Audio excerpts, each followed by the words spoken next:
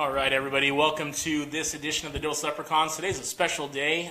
We are going to have Eric Hansen from the South Bend Tribune, as well as Irish Illustrated, a little season preview of the Irish this year. Really looking forward to having Eric on.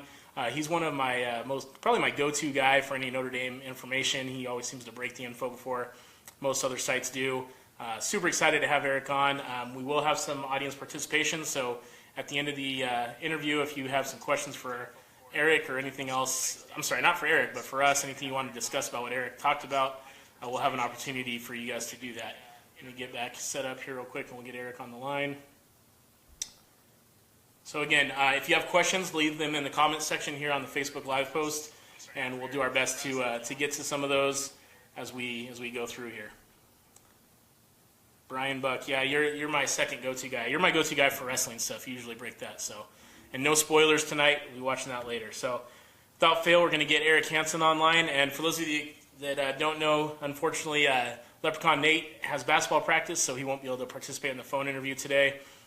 Nate's getting ready for the upcoming basketball season at his school, St. Catherine's of Alexandria here in Riverside. So he'll be trying to make the 8th grade team. So it should be fun. Let's see here.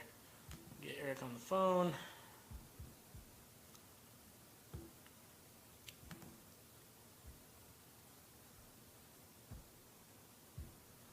All right, here we go.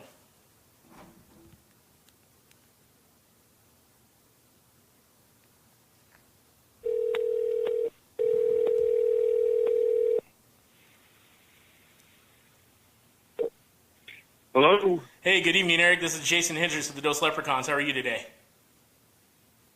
I'm doing great. How are you? Good. Thank you so much for taking some time. I know we've been trying to get you on the podcast for a little bit, and I know you're a super busy guy, so I really, really appreciate this time. No problem. Sorry it wasn't on a Sunday. That's totally fine. Usually my son and I are doing the podcast together. I was just letting the audience know that Nate, my son, my co-host, is at basketball practice. He's getting ready for the season, so unfortunately it'll just be me today, so sorry to disappoint the audience, but we'll try to get through this and still have a good time. Well, and hopefully he dunks on somebody at practice. Well, he's going to be more of a shooting guard. He's going to be more of a distributor. He's only like 5'5", so I don't know if he's going to be dunking anybody yet, but we'll see what happens. Okay. All right, so let's get Sounds into good. a little Notre Dame football. We're on with Eric Hansen from South Bend Tribune as well as Irish Illustrated. I guess I kind of want to start, Eric, with what has been your overall perception and maybe the difference you've seen from this team as opposed to last season and what you saw kind of getting ready for the opening week? Well, if we want to compare August to August, Notre Dame was trying to shake off some, it was almost a year ago this week that they had to shake off, some really bad publicity in terms of players getting arrested. Then they kind of threw together a leadership group with captains right after that. And I don't know that necessarily derailed their season. I think that there were already things in the works, like retaining Brian Van Gorder, for example, letting the strength and conditioning program kind of atrophy. So I think you had those things going into the season. I still think you had a lot of good players, a lot of them without starting experience, and then once the next waves of adversity came after the arrests, I just think they kind of started spinning in reverse and weren't sure how to stop spinning out. And in terms of this team, I think the biggest difference that I see is coming from the strength and conditioning program and all that brings. Jason, I had a chance to speak with some players that had been in the program a few years ago and also some players who had been in the program last year who were leaving the program at the end of the year, and they said that they felt like the strength and conditioning program had got to the point where it was putting them at a competitive disadvantage. Interesting. So I think that's kind of where everything kind of starts, is building that foundation with that program. And it's not just getting bigger, stronger, faster. There's science that goes with it. And then you layer on the leadership piece. You have, I think, better experience. And I think there's been some players that have just kind of been transformative type of players like Dalen Hayes, who we always thought was going to be good, who is showing more signs that he is going to be good. So I would be surprised if this is a team with a losing record. You know, people ask me what's their record going to be. I've kind of sat on 9-3 unless I see something that pushes me one way or the other. Okay, I think that's fair, and I've heard so much about Coach Bayless's strength and conditioning program from some of the past and current players. So I think you're right, and you know, knock on wood, and I'm not going to say it. Well, I am going to say it, but you know, let's hope that we can escape these next few days without any injuries or any of the craziness that's gone on in the last few off seasons. But do you see somebody? I know we've heard a lot about Niles Morgan. I've even heard some about Andrew Trombetti. Do you see someone who amongst the captains or maybe amongst the team in general has kind of stepped up to be that guy that's going to kind of tell everybody to keep their stuff together and really go out there and compete as Notre Dame should? Well, you know, there's so many captains, and I think they're all doing a really good job. And I think probably the two less obvious in that group is Quentin Nelson, who I think is a guy that's pretty quiet by nature, at least he is around the media. I think that he's kind of exerted his will and his, his kind of intimidating personality. And then I think Josh Adams, who wasn't even named a captain until Sunday, I really noticed it last spring. There was a YouTube video of him talking to the team where he kind of stopped workouts and said, "Hey, look, you guys, you know, this is what we're playing for," and kind of reminded them. And I revisited that with him, I think, on the first day of practice down in Culver. It might have been the second time we were down there, but it was one of those two Culver practices where he just had an air of a guy that was going to lead by example, but also give you the choice words when it was needed. So I would say those were the two that you maybe wouldn't expect that have emerged in that leadership group. Excellent. Yeah, it's kind of hard to go against a guy like Quentin Nelson when he has been heralded in so many publications as a preseason All-American. I think the Bleacher Report preseason All-American list just came out. He was on there, and he's been on a number of others. So it's great to see that a guy that has that much talent on the field, you know, is doing it off the field as well. Right. The AP team came out today, and he was first team on that as well. Was McGlinchey second team on that? Second. Okay, so McGlinchey was second team on that one. Yes, okay. he was. Good deal, good deal. Yeah. Okay, cool. We've had a couple of questions, and I'm going to kind of go back and forth between some of the questions. We have our live listeners here, but one of the biggest questions I've received since we heard you were coming on is, do you know what the status of the Navy transfer Alohi Gilman is? You know, we had, and I think you might have had a chance to listen, I'm not sure, but we had Brian Kelly on our WSBT Sports Beat show on Friday. Okay. And I asked him at that time, and his answer was that Navy had until yesterday to kind of forge an objection if they wanted to, or certainly forge their opinion about whether they think Notre Dame should be granted this hardship waiver, whether Alohi Gilman. So they could have turned it in 2 weeks ago, but the NCAA wasn't going to rule until Monday in case Navy changed its stance or whatever. So Monday they finally had all the information to finally make a final decision on this. You know, Brian Kelly's thought was probably midweek this week we should know something. Based on a couple of things, I don't think they're overly optimistic. If you watch the scrimmage, Alohi played some third-team reps. Well, he's a first-team rep kind of player. Sure. So I don't think that they're real optimistic. And I had heard that there was going to be some pushback from Navy in terms of maybe contesting this a bit. And so the thing is, even if Navy contests it, it doesn't necessarily mean he wouldn't be eligible, but it certainly puts an impediment in the NCAA's mind. And so, again, I don't think Notre Dame's overly optimistic, but stranger things have happened. Notre Dame objected to Eddie Vanderdos's waiver when he went to UCLA, and he was granted immediate eligibility. That's an interesting position for Navy to be in because, I mean, obviously the two teams have so much respect for each other. Notre Dame doing so much to help Navy, Navy doing so much back in the day to help Notre Dame, and they play each other, so I can understand why Navy would have some objection, but at the same time, there's that mutual respect, and Coach Ken, I don't even want to begin to pronounce his last name, I would think would be Niamato-Lolo. Thank you. Yeah, bless you. But I think that I think he's the type that would want to see the best on the field and want what's best for his player, whether it be former, past, present, whatever. So it'll be interesting. I think Notre Dame's doing the right thing by maybe giving him some third-team reps and that kind of stuff, just to not get too overly excited about what they have and rely on the guys they're actually going to have, like Tranquil, Jalen Elliott, guys, Stud Still, guys like that. Well, I think there was some worry, even though that how Notre Dame's trying to apply the rule and how Alohi's trying to build his case is the service academies open the doors for players to have immediate eligibility in the NFL to be able to play right away and defer their active duty. And Keenan Reynolds is a young man who benefited from that.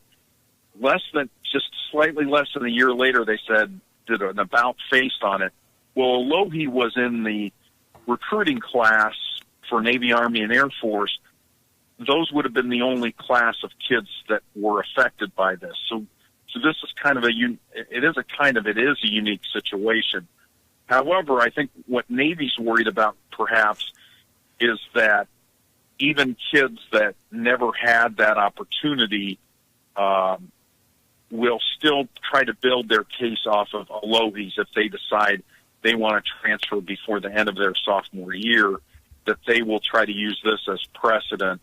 But, Ken Niamato-Lolo's from the same hometown as Alohi. Their parents, his parents know Ken very well. So I don't think that there's bad blood there or that they're trying to impede Alohi as much as they are worried about setting a precedent, even though it will be a little bit different case for future service academy kids. That's understandable, and let's hope the best for Alohi one way or the other. I mean, he's going to get an education from Notre Dame, and he'll probably get a chance to play as a fifth-year guy, so let's hope that works out for him.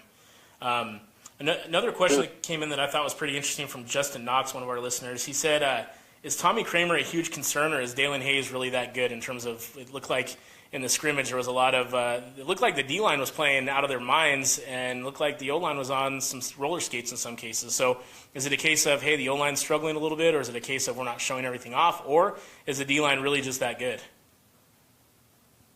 Well, that's kind of a classic thing as you're observing these battles in preseason. Is it a matter of iron sharpening iron, or are both units, maybe not up to standard or whatever, or one is not up to standard? In this case, I think what you're seeing is Dalen Hayes really surging, and I think he's going to be a premier player for Notre Dame. I also see that Tommy is a work in progress. Okay. And I think that, when you look at the material that's there, his background, his pedigree, coming from a Cincinnati Elder program that turns out really good college football players all the time. You think about his offensive line coach for the last several years has been his dad before Tommy got to Notre Dame. His dad was an offensive lineman himself at Vanderbilt. And you know how hard the guy works. I think it's a matter of when with Tommy Kramer getting the light turned on than if. And I'm actually going to write about that a little bit later this week. But what you have right now is a guy that can maul you in the running game and that is a work in progress as far as a pass blocker. And when Notre Dame was trying to decide between Tommy Kramer and Leon Eichenberg and to a certain extent Robert Hainsey, that was what you were choosing. Were you going to choose the better pass blocker or the better run blocker at this moment? And they went with the more physical player, Tommy Kramer, with the confidence that he was going to be able to pick up pass blocking, in time. So that's going to be a work in progress. Sure. And that's certainly where team defenses are going to attack Notre Dame. They're going to attack the right side of their line, even if he was a little bit further along. That's where any smart person would attack. You're not going to attack McGlinchey and Nelson. And so, as he comes along, we'll see how that comes. But, you're talking about a really, really good prospect with very, very good tools. And I think, in October we'll be having a different conversation about Tommy Kramer.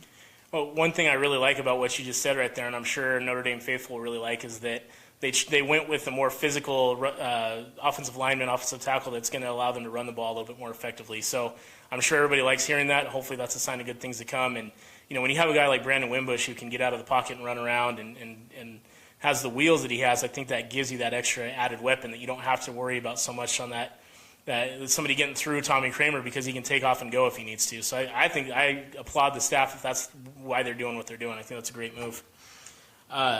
Another question that's been coming in a lot. Jason, let me just follow up real quick on that, if I could. Please do. With what you were saying. Again, when we had Brian on Friday, somebody asked him about going under center or being in the shotgun on goal line and short yardage situations. And Brian goes, we're going under center. And I did a triple take, and during the commercial, he gave me a hard time. He goes, don't you believe me? And I said, well, Coach, it is kind of new for you. And then certainly in the scrimmage, they did that. And he had told me during the commercial that, off the record, that they were going to have Brock Wright at fullback. And certainly that's who they trotted out as the fullback in the I formation on Sunday. So they've committed to this in terms of their formation and plays to be this physical team. So they pushed the chips all in on that being their identity. They still want to be able to pass block, but they're putting their reputation where their mouth is on this one in terms of how committed they are to being physical. That kind of leads me into the next question. We've had a lot of questions coming in about this, but I mean, when you have the horses like a Josh Adams, Dexter Williams, Tony Jones Jr. behind that beefy O-line, and then you got a kid like Brock Wright who can kind of play that hybrid type, fullback tight end type deal. Why wouldn't you run the ball? I mean, it's with Coach Long coming in. I hope to see a lot of the stuff he ran at Memphis. That's really exciting to hear. But a lot of the viewers are asking, do you see one guy? I mean, obviously Josh Adams, I think, is kind of the de facto starter. But do you see one guy that's kind of emerged? I've heard things that Tony Jones is just kind of a freak when it comes to catching the ball out of the backfield. And in fact, I think I heard that from you, Eric. But what about Dexter Williams? Where does he fit into the puzzle? And do you see Josh as kind of the workhorse and change of pace with the other two guys? How do you see that playing out? Well, I think, we look at Josh's history, and the most carries he's ever had in a game is 20. And I think last year, half the games he carried 12 times or fewer. So he's not a guy that you're probably going to amp up into the 25s unless this was a bowl game, last game of the year. I think their philosophy is, they're saying, hey, we've got 3 good backs. Let's play them. They all have different styles. We can keep them fresh. We can pound and wear down the defense. We can outrun the defense with these guys. And they all kind of have a little bit different skill set. So I think all 3 of those guys fit in. If I were Deion McIntosh, I would get myself a nice seat cushion for the sideline because he's not going to play a lot. But these other 3 bring different things to the table, and I think, Dexter has a really quick first step. Josh has that home run ability with his speed, but he's also pretty powerful. Tony packs about 225, maybe a little less than that, on a shorter frame. So he's powerful, but he reminds me a lot of Jonas Gray in that he's faster than you think he is, and he brings that power with it, and he's also really good in the passing game. So I like those guys. I know Brian showed some formations with Tony Jones and Josh Adams together.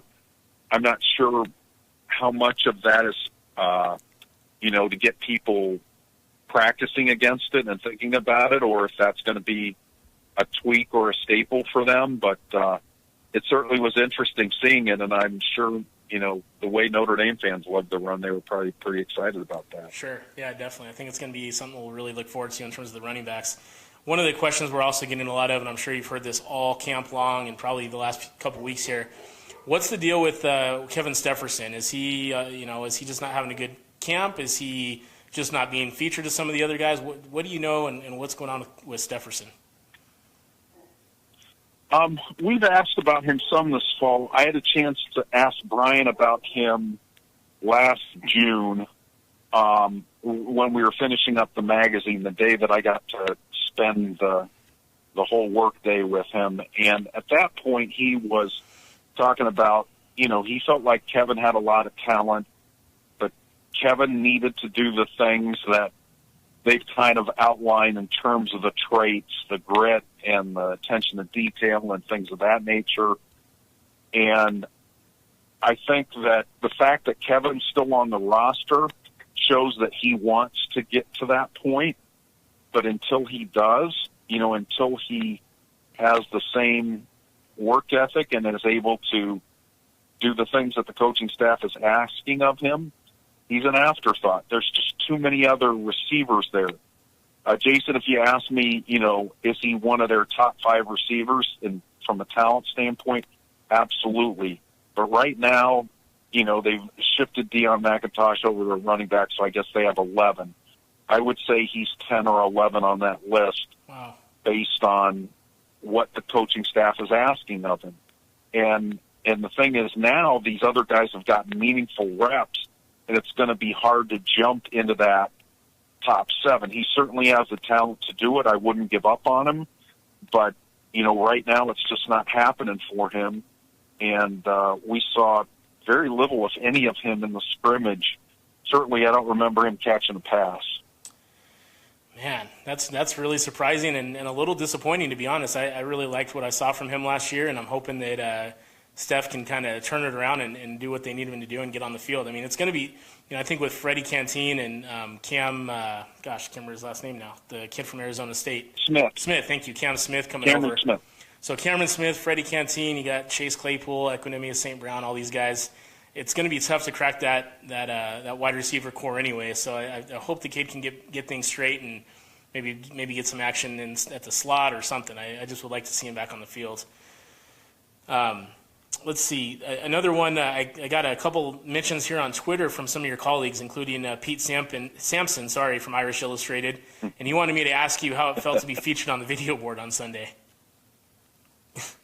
You know what? I completely missed it because I was chatting to fans. I wanted to get the fan experience and so forth, and I wanted to get the Jumbotron experience, and I didn't mean for them to actually put me on there. But I think the people that were sitting near me were worried that they were going to convert it to a kiss cam because I saw them all moving away from me. That's great. When I was on the screen. That's great. I love it. That's a great story. Okay, very cool. I'll let Pete know that I asked the question so he can feel satisfied there.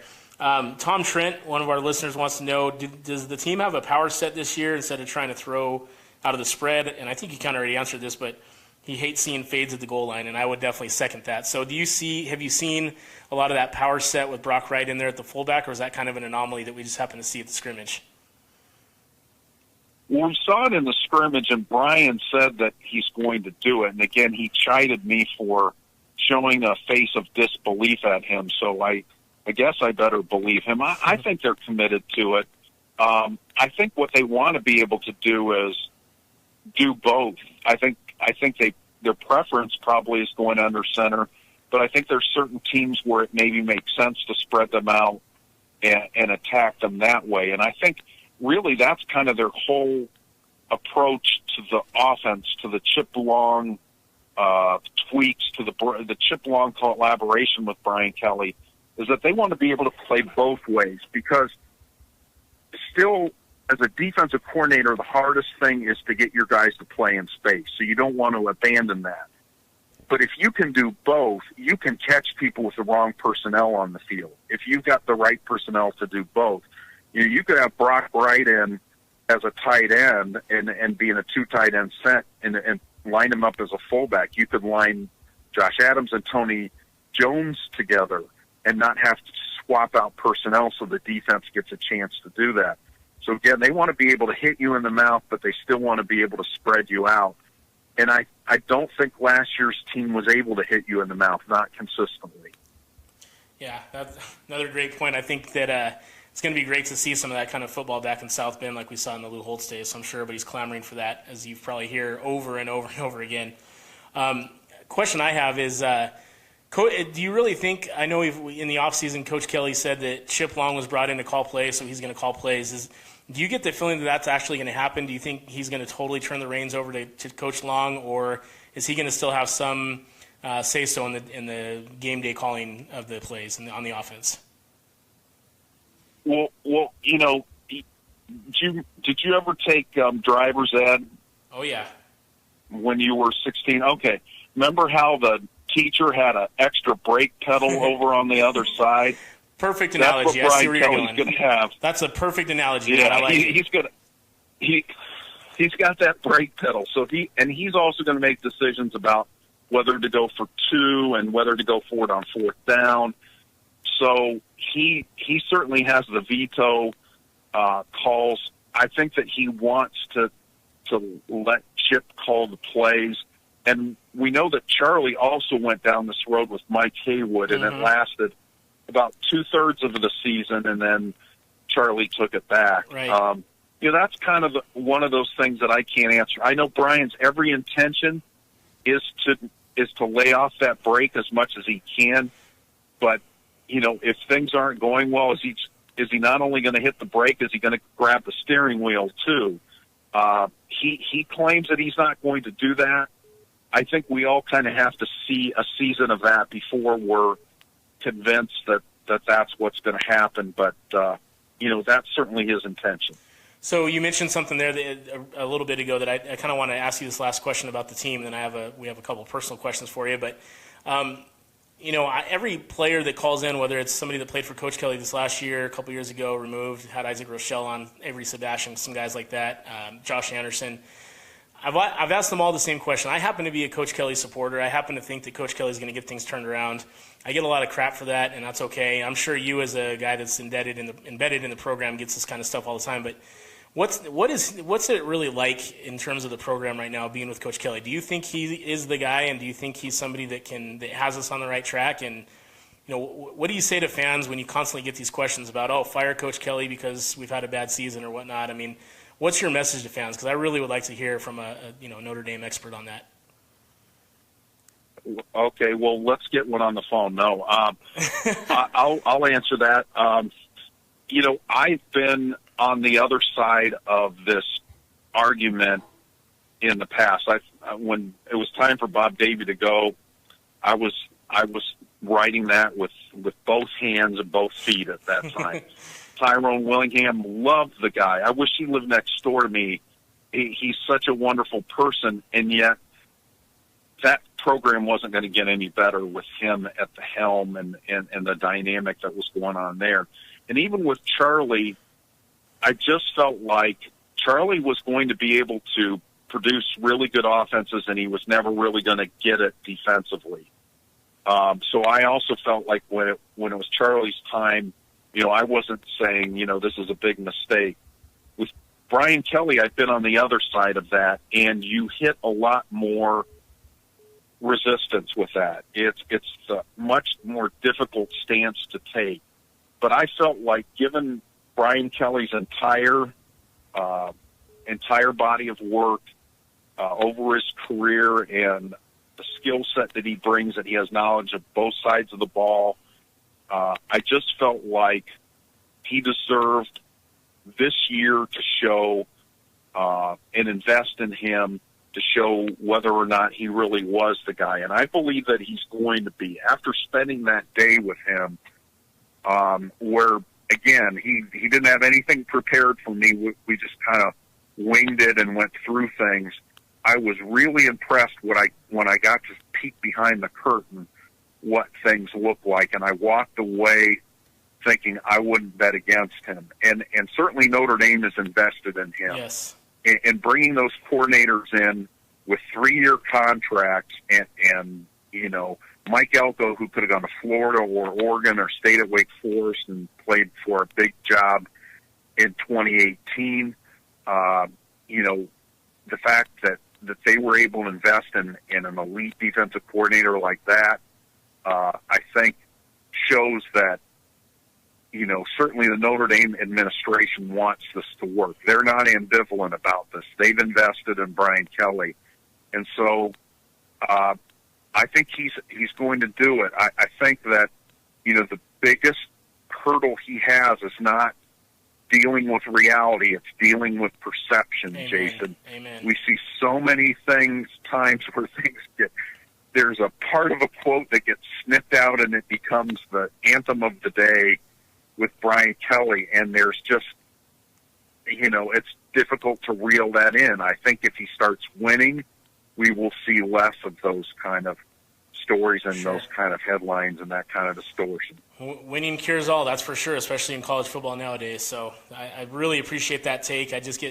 It gets really frustrating hearing, if a game doesn't go quite the way it should, fire Kelly, fire this person. And it's like, my response is always, okay, and bring in who? Nick Saban's not coming, Urban Meyer's not coming. I mean, we have the guy that, in my opinion, can bring us back to the promised land, and I think he will, and I appreciate you saying that. So I'm excited.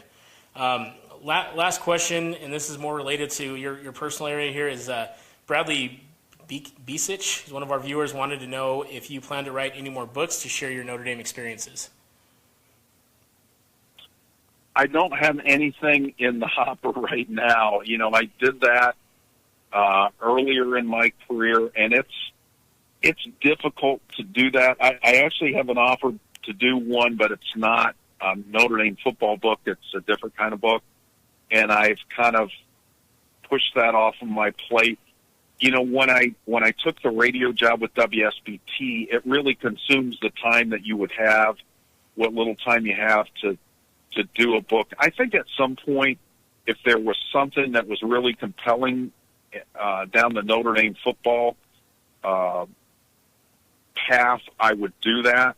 But I want it to be a really, really good idea, not, kind of, there's so many, like New Rockney books. There's a million of those, I'd like to do something that's really unique and so probably waiting for the right idea and and to have enough time to do it, because I don't like to do anything not 100%, and I don't think right now I would have the time to do that, to be honest. Well, let's all hope that your next book can be about the year that Coach Kelly went from 4-8 to national champions in 1 year. Let's hope that can be your next book. So the last thing, that would be a big seller. It really would. I think you'd sell a couple books there, not a problem. I'd buy it. Last thing, we always like to give our guests an opportunity to kind of plug what they're up to. I know obviously everybody knows they can get you on Irish Illustrated, South Bend Tribune, and then tell us about your radio show. Anything else you want to plug? How can people get a hold of you? How can they listen to the show? When's it on? Those types of things. Okay, sure. Our website at the South Bend Tribune, our Notre Dame content is on ND Insider. We have a preview magazine every year. We're still selling those. Fantastic. And you can go to ndinsider.com/buy the mag, and you can get it in tablet or written form. I do weekday sports beat for WSBT Radio. That's live stream where you can download those as podcasts. It's WSBTradio.com, and there's an app, WSBT Radio app. You can listen anywhere. And that's 5 to 6 Eastern time, Monday through Friday, and then we have a big pregame show before every game. I guess that's why they're called pregame shows. Makes sense. And with Darren Pritchett and Sean Stiers, and if you listen to all that and read all that, you'll be sick of me. You won't want to see me anywhere else, especially on the Jumbotron. I doubt that. I hope to see more of you this season. Do you do the pregame shows on campus, or is that somewhere else? We do it up in the press box. Oh, there cool. was 1 or 2 years we did them at the Joyce Center in the hockey arena, but they've stashed us in the press box. They're trying to keep us away from good-natured and wonderful people, so they've quarantined us up there. Well, I'm sure that's going to be rough living up there. I mean, I saw some previews of the press box, and it just looks unbelievable, so I'm sure you'll have a good time up there. That sounds good. All right, Eric. Well, hey, thank you so much for the time. I know you're an incredibly busy man, and this has been an honor for me. I really look up to you in terms of the media perspective here and what you bring to the table and the positivity, but also the reality that you bring to the Notre Dame football landscape. So thank you so much for the time, and I definitely hope to catch up with you down the road. Thanks for having me on, and say hello to your son for me, please. I definitely will. He'll get a kick out of that. Thanks again, and hopefully we'll see you soon. Take care. Bye-bye. Take care. See ya. All right, very cool interview there with Eric Hansen of South Bend Tribune WSBT Radio. That was really cool for me. Eric Hansen is one of the guys that I like to get all my information from, so very, very cool interview with Eric. I really like the fact that he kind of talks about the Coach Kelly, back and forth that we go through. Do we want to keep him? Do we want to not keep him? Again, I'm a Coach Kelly supporter. I saw a couple of questions and comments come in. What would it take for Kelly to stay? What record would it take? I have some friends that are fairly connected with the university, and they're telling me that 9 wins is at the minimum of what it could take. But after hearing what Eric said, I mean, I didn't know the new coaches had a 3-year contract. That's actually news to me. So if they're going to make that kind of investment in 3 new guys that Coach Kelly wanted to bring in, I just don't think that they're going to have a short leash on Coach Kelly. And we should all be hoping that Coach Kelly does stick around, because if it really is 9 wins or bust, then we should want them to get 10, 11, 12 national championship type season. So let's all just try to stay calm, stay behind Coach Kelly. You know, I don't see us running away with too many games this season. I really don't, and that's okay. I think it's just going to be a matter of, especially up front against Temple, you know, how do we look coming out? You know, how's Wimbush going to look with the reins of the team? How's the defense going to improve? Things of that nature. So I'm excited, guys. I'm really, really pumped for this season. I'm always pumped for every season, let's be honest, but something feels different. We haven't had some of the off-season distractions, knocking on wood as we speak. Don't blame me if anything happens. But we're 10 days, 17 hours, 21 minutes, and 57 seconds away from kickoff, and I'm just really excited about where this team's at. If you guys are interested in calling in, I did have a number I'm going to try to call a couple times. I think it might be George. But if you want to call and talk about anything Eric said, any of the comments that I may not have gotten to, I want to give a special shout-out to Tim Finnegan and his family, his dad. God bless him, is going through cancer right now. Tim, we love you, man, and we love your dad, and we'll keep him in our thoughts and prayers. So big prayers and thoughts going your way, Tim, for you and your dad. So let me see. If you guys want to call us in, it's 951-206-9403. I'll keep the phone line open for about another 5-10 minutes. Here comes a call right now. Good evening. This is Dos Leprechauns. Who is this? Jason, it's George. Hey, what's up? George Bashir on the line, one of the Dos Leprechauns admin for the Dos Leprechauns Facebook page. How you doing, buddy? This is a Midwest to West Coast show this evening, it sounds like. Yes, sir, and I would much rather be where you're at, but at the same time, I'll take the fact that it's currently 7:04 and 72 degrees outside with a nice cool breeze. There you go. So what's going on, buddy? So I wanted to let you know that Sunday's exposition was just wonderful at the stadium. There was a huge intensity in the air, people being excited about the new season. And afterwards, I actually had a chance to talk with Coach Quinn. He was just hanging outside the gates.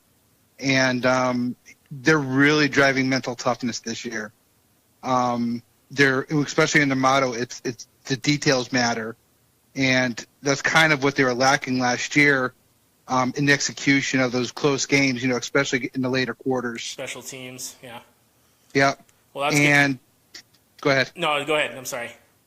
I was going to say special teams being one of those combinations that was a struggle last year.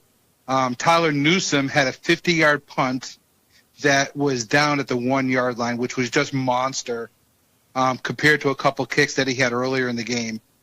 And it was just great to see the special teams being able to execute that type of play, though it's with a neutral team, you know, being able to execute a 50-yard punt, 58-yard punt, and putting it down at the 1, you know, gives you those opportunities in a real live game situation down the road. Sure. And that's been the theme all along, is details matter, mental toughness, and you can really see that in the weight room with Coach Bayless and what he's been able to do to this program. You can see with the way Coach Kelly's been spending more time with the team overall as opposed to just the offense. So, again, I was just saying before you called in, I really like what I'm seeing right now, and I think things are on the right track. And, you know, we'll just see what happens in 10 days when we kick the ball off against Temple. And my hopes are pretty high, and I always go in pretty optimistic, but I'm feeling pretty good about things, man. Yeah, and the guys, I mean, you look at them after the game, after the scrimmage, and they were just so relaxed. And it seemed like after every game last year, there was just this intensity that was surrounding the team, whether it was, you know, in social media or just around the stadium. Just that feeling of something was just wrong. Yeah. With a new season, you get a rebirth. And I truly believe with this Team 129 that that rebirth is going to start in 2 weeks. Well, you're the man that coined the phrase Team 129 changes everything, and I'm praying along with you that that's the case.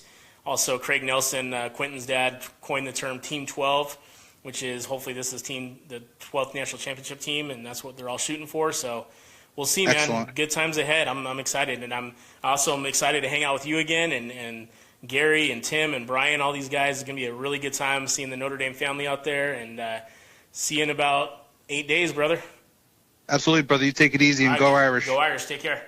Bye. All right, we got another phone line open here with George hanging up. So if you want to call in, 951-206-9403. You see Michael Owens just joined us. Got Tim on here. Justin Knox, I've seen a lot of comments from you. I'd love to talk to you if you want to give us a call. Again, 951-206-9403. Give us a call. Let us know what you're thinking. What do you think about the team? What do you think about the interview with Eric Hansen? What's on your mind? I'd love to hear from you guys. There's a new feature we're able to do now with the live call-ins. I'm hoping that in the next couple shows, we're going to be off until the 10th because we'll be in South Bend for the home opener. But I'm hoping with the next couple shows, we can find a way to have call-ins while the interviews are going on. I think that'd be cool to have some of you guys ask those questions as the players are actually being interviewed, or guests like Eric. So, again, I got another couple minutes here. I can keep the phone line open. Give me a call. Gary, you can give us a call. 951-206-9403 is the line. Give us a call and let me know what's on your mind. In the meantime, one of the other things that Eric hit on is I noticed in the scrimmage, and I'm sure along with all of you, is that they ran some power football. They had Brock Wright back there running as a fullback. And, man, how great of a sight was that to see? You know, how long has it been that we've been clamoring for the days of Mark Edwards running the fullback, running full steam ahead into some linebacker coming up so the running back could spring into the end zone, or giving Mark Edwards the ball to run into the end zone and just bull rush everybody over. So really excited to see that. Brock Wright, a freshman playing tight end / maybe an H-back type set. Something to be really excited about him. Cole Kmet, Alize Mack, Durham Smythe, even Nick Wisher. Deep tight end core, deep wide receiver core. If you guys haven't heard the name Cameron Smith, he is the kid that transferred over from Arizona State. Absolute speed demon. He's got great hands, catches a lot of footballs. From what I understand, he's our number one guy at wide receiver across from Equanimous St. Brown. So I think you're going to be able to see an up-tempo when we do throw the ball, because you're going to have 4 or 5 receivers that can get in there and play. Another guy you don't hear a lot about, but I think can kind of be a sneaky guy at the wide receiver position, is Javon McKinley, number 8. He's a local kid out of Corona Centennial, somebody that I'm really looking forward to seeing playing under the Golden Dome. Should be a lot of fun. Let's see what else we got here. Also, as the weeks go by here, we're not going to go live again for a few weeks because, again, we'll be at the home opener. So we'll be live again on September the 10th. I'm going to be working on trying to get out to show some film of Great Oak linebacker Jack Lamb, recent Notre Dame commit, number 1 linebacker recruit in California as a whole.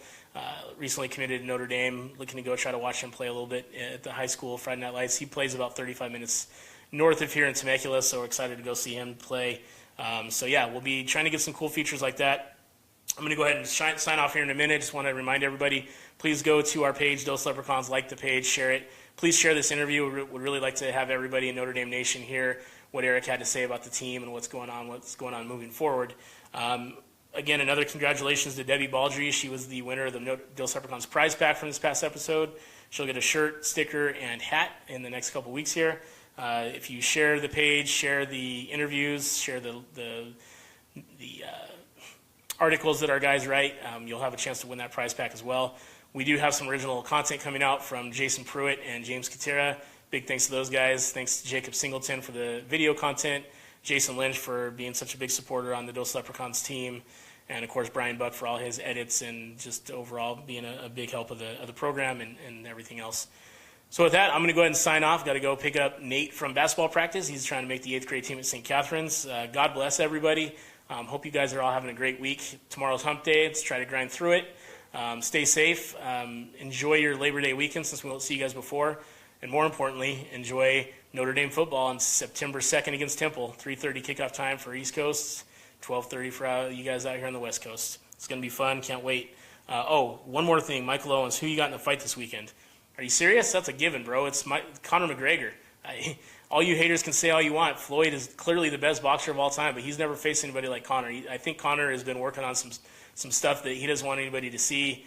I think he's just going to go in there with reckless abandon and really catch Floyd off guard. That's my prediction. I'm sticking with it.